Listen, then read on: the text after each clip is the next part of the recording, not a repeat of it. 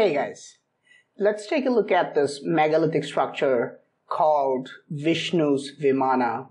This is located on top of a hill in Hampi, and at first sight, it looks strangely similar to a modern-day helicopter.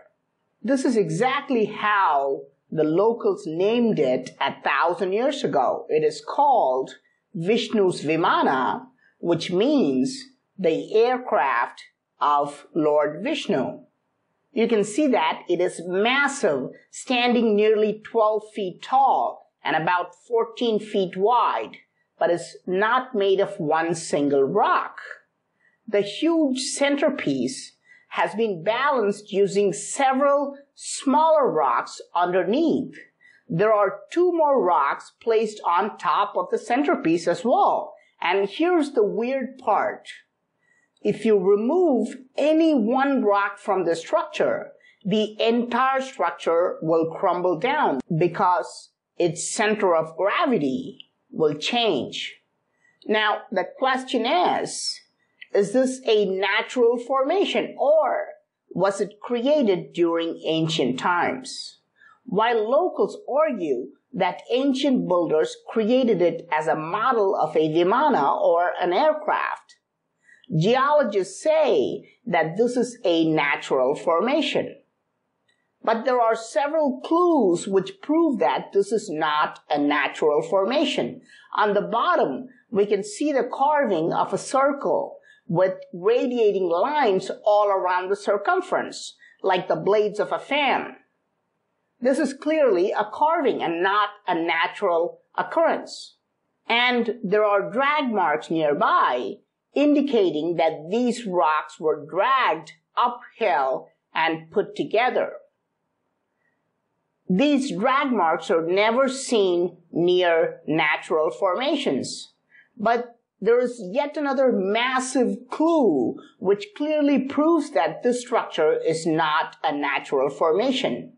Just a few hundred feet away, there is another megalithic structure which also looks like a helicopter.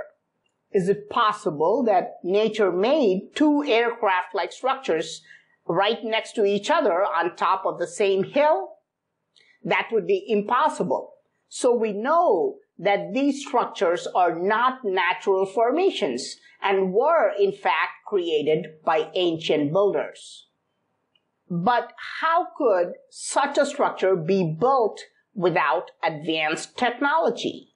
This is all made of granite and weighs about 100 tons. How was the massive rock in the center lifted and placed on smaller rocks at the bottom to achieve a perfect balance?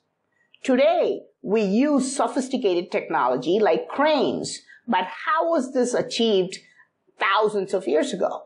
And the most important question is not how, but why. Why did ancient builders decide to drag huge rocks weighing many tons to the top of a hill? Why were they balanced on slopes of a hilltop to look like an aircraft ready for takeoff? Remember, I showed you Krishna's butterball, which is balanced on an extremely slippery slope in the ancient site of Mahabalipuram.